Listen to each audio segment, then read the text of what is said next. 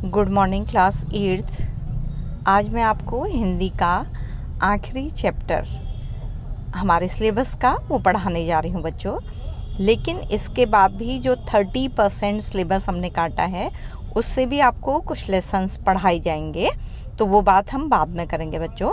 उसमें से एग्ज़ाम में क्या आएगा या किस तरह क्वेश्चन आंसर होंगे, तो अभी हम अपने सिलेबस का आखिरी चैप्टर सूरदास के पद पढ़ने जा रहे हैं। सूरदास के बारे में मैं आपको बताऊंगी बच्चों। सूरदास एक ऐसे कवि थे जिनकी आँखें नहीं थीं। कहा जाता है कि वो बचपन से अंधे नहीं थे। एक बार उनको कृष्ण के दर्शन हुए और तब से उन्होंने कृष्ण से वरदान मांगा कि अब मैं जिन आँखों से आपको देखा है उन आँखों से किसी को नहीं देखना चाहता हूँ।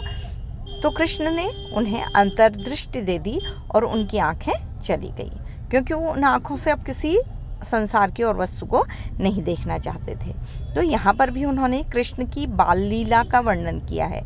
बाल लीला मतलब बच्चों कृष्ण का बचपन कैसा था। तो कृष्ण बचपन में कैसे थे? शरारती थे, बहुत तरह की बातें बनाने वाले थे। तो यहाँ पर भी कृष्ण और बलराम दो भाई थे, उनके बीच में हर चीज़ में प्रतियोगिता थी। जैसे आप जानते हैं कि बच्चों के बीच में दो भाइयों, दो बहनों, भाई बहनों के बीच में हमेशा स्पर्धा की लड़ाई चलती रहती है। तो ऐसे ही कृष्ण यहाँ पर अपनी माँ से शिकायत कर रहे हैं कि तुम मुझसे कहती थी कि तुम्हारी चोटी बलराम की तरह बड़ी हो जाएगी, लेकिन मेरी चोटी तो बड़ी नहीं हो रही है।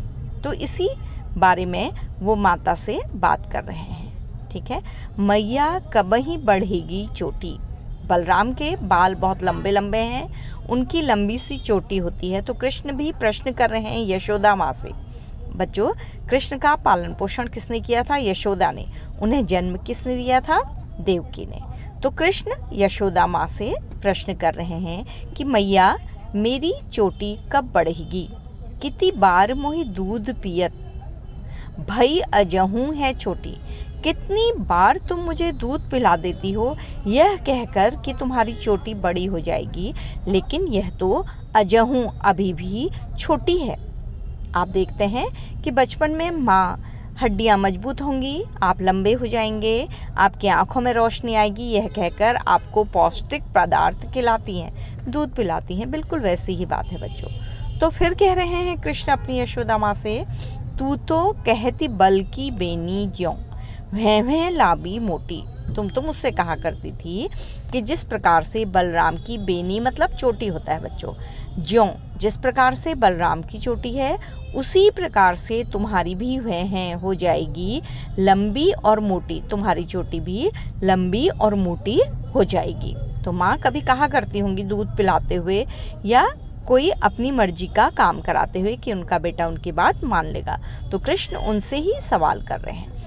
काढ़त, तुम चोटी को काढ़ती हो, गुहत बनाती हो, नहावत जय नहाती हो, और नहाते हुए, काढ़ते हुए, बाल बनाते हुए ये कहती हो कि नागिन सी भुई लोटी, कि तुम्हारी चोटी नागिन के समान लंबी हो जाएगी। भुई जमीन में, लोटी लोटेगी, उतनी लंबी हो जाएगी कि जमीन तक पहुंच जाएगी। कब माँ ऐसा कहती होंगी बेटा? कृष्ण बाल नहीं बना देते होंगे, कंघा नहीं करने देते होंगे, चोटी नहीं बनाने देते होंगे और नहाने में नखरे करते होंगे, तब माँ उनको समझाने को कहती होंगी कि अगर तुम बाल बनाने दोगे, चोटी बनाने दोगे, नहाओगे अच्छी तरह से, तो तुम्हारी चोटी नागिन के समान लंबी हो जाएगी और भूमि में लौटने लगेगी। काचो दूध पियावत पची पची बार बार तुम मुझे कच्चा दूध पिलाती हो कि तुम्हारे बाल इससे बड़े हो जाएंगे। देती न माखन रोटी, और माखन रोटी पर प्रतिबंध लगा देती हो, वो मुझे खाने को नहीं देती हो। तो इससे पता लगता है कि कृष्ण को खाने में दूध की अपेक्षा, दूध की तुलना में मक्खन और रोटी पसंद थे, लेकिन माँ उनको बार बार दूध पिलाती थी। सूर चिड़जीवो दो भैया हरी हलधर की जोटी। तो सूरदास कहते हैं कि उन कृष्ण और बलराम के लिए दुआ मांगते हैं कि चिरंजीवी रहें, बहुत समय तक जीने वाले रहें। दोनों भाइयों की हरी हलधर की जोड़ी, एक जिसमें कृष्ण है और दूसरा हल को धारण करने वाला यानी कि बलराम है। तो सूर इच्छा जाहिर कर रहे हैं कि आशीष दे रहे हैं कि चिरंजीवी रहें दोनों भाई ईश्वर और बलराम की ये जोड़ी हमेशा युगों युगों तक जीवित रहे, दीर्घायु वाली हो। तो बच्चों एक एक शब्द करके ये आपके समझ में आ गया होगा। इसका लिखित अर्थ मैं आपको अगली कक्षा में भेज दूंगी, तो इसमें ध्यान दीजिएगा। सूरदास बहुत ही इम्पोर्टेंट है बेटा आपके एग्ज़ाम के लिए, तो इसको याद रखिएगा, पढ़िएगा इसको। पहले इसका जो ब्रज भाषा है इसमें इसको भी पढ़ने की कोशिश करिएगा। तो इसका दूसरा भी मैं आपको पढ़ा देती हूँ। आज केवल हम पढ़ाएंगे, फिर हम कल की जो कक्षा है उसमें मैं इसको लिखित रूप में भी भेज दूंगी। अब अगला प्रसंग थोड़ा हट के है बच्चों, देखिएगा मैं आपको बता रही हूँ। इसमें गोपियाँ कृष्ण की शिकायत बचपन में उनकी माँ यशोदा से कर रही हैं। आपने सुना होगा कि कृष्ण बहुत शरारती थे, गांव भर में वो शरारतें करते रहते थे। किसी का दही गिरा देते थे, किसी का दूध। गोपियाँ जब दूध ले जाती थी घड़े में तो दूर से पत्थर मारकर वो दूध को क्या कर देते थे, गिरा देते थे। तो यहाँ पर गोपियाँ कृष्ण की शिकायत यशोदा माँ से कर रही हैं। क्या कर रही हैं?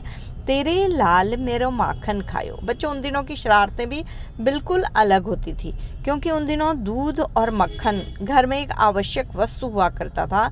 आज की तरह की खाने की अनेक वस्तुएं नहीं हुआ करती थी। तो बच्चे जब चुरा के भी खाते थे तो वो दूध और मक्खन, मिष्टी जैसी चीज़ें खाते थे। तो गोपियाँ क्या कह रही हैं? तेरे लाल मेरो माखन खायो।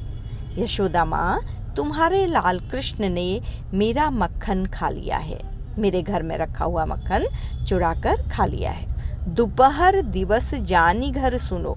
दोपहर में, दिन में जब घर सूना था तो ढूंढी ढंढोरी आप ही आयो।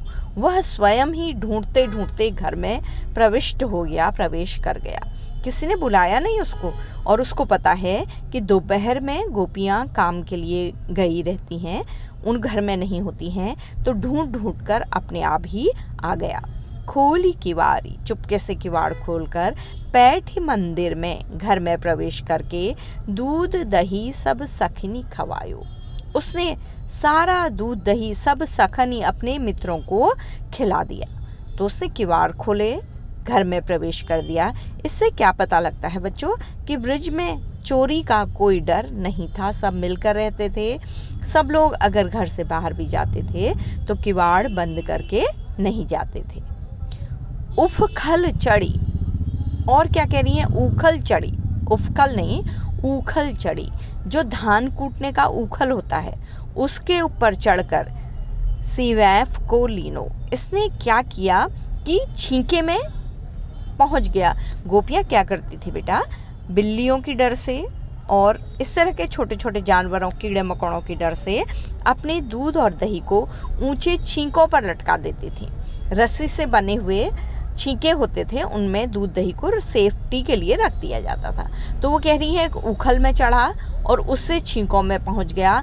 अनभावत भुई में ढरकायो, और जब उसका पेट भर गया, उसको मक्खन दही अच्छा नहीं लगा, तो उसने क्या किया? सब भूमि में फेंक दिया। तो कृष्ण ने क्या किया? उखल के ऊपर चढ़कर छींके से दूध दही खाया, और पसंद नहीं आने पर या पेट भर जाने पर दूध दही को क्या कर दिया? लुढ़का दिया, फेंक भी दिया। दिन प्रति हानि होती गोरस की। दिन प्रतिदिन, रोज का यही तमाशा है, रोज यही होता है। सारे दिन में हानि होती रहती है गोरस की। गोरस होता है बच्चों गाय का रस, यानी कि गाय का दूध, दही, घी, मक्खन, जो भी है गाय से मिले हुए पदार्थ। तो दिन प्रतिदिन दूध दही की हानि होती है, नुकसान होता है। यह ढोटा कौने ढंग लायो। पता नहीं तुम्हारा यह पुत्र कैसे ढंग का है, किस प्रकार का है कि रोज हमारे दूध दही की क्या कर देता है? हानि कर देता है। सूर्य श्याम को हटकी न राखे, तैही पूत अनोखो जायो। सूरदास कहते हैं, गोपियाँ माँ से कहती हैं, यशोदा माँ से, इतनी हानि करता है कृष्ण हमारी, लेकिन तब भी हम हटक ही न राखे, उसे अपने से दूर नहीं रख सकते।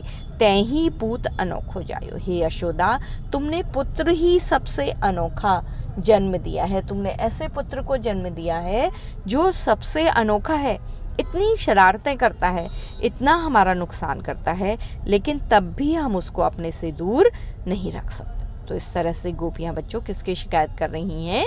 कृष्ण की शिकायत कर रही हैं। किससे कर रही हैं? यशोदा माँ से कर रही हैं। तो छोटे छोटे क्वेश्चन भी ध्यान रखिएगा बच्चों कि किसने किससे क्या कहा, ये आना चाहिए आपको प्रश्नों के उत्तर के लिए। तो ज़रूरी नहीं कि आपके पीछे से ही प्रश्न आए, आपके बीच में से भी प्रश्न आ सकते हैं। तो इसलिए ध्यान रखिएगा कि आपको एक एक शब्द का अर्थ और पूरा भावार्थ आना चाहिए। तो बच्चों आज की कक्षा में बस इतना ही। इससे आप ब्रज भाषा को पढ़िएगा, इसके एक एक लाइन के अर्थ को समझिएगा, और जहाँ समझ में नहीं आया है आपको फिर किसी लाइव क्लास में समझा दिया जाएगा। तो बच्चों ठीक है, ये कक्षा हमारी यहीं पर समाप्त होती है। लिखित कार्य मैं अपनी अगली कक्षा में भेजूंगी। तब तक के लिए मैं आपसे विदा ले रही हूँ। Thank you class, thank you बच्चों।